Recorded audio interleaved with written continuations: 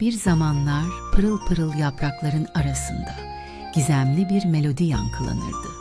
Ancak bir gün bu melodi aniden kayboldu.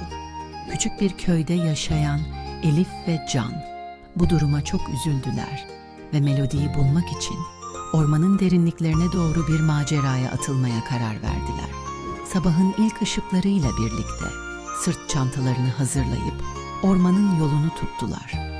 Ormana girdiklerinde her köşede farklı bir ses duyuyorlardı. Rüzgarın yapraklarla dansı, kuşların cıvıltısı ve uzaktan gelen bir su şırıltısı. Ama aradıkları melodi bunların hiçbiri değildi. Elif ve Can ormanın kalbine doğru ilerledikçe ağaçların arasından süzülen ışık huzmeleri onlara yol gösteriyordu.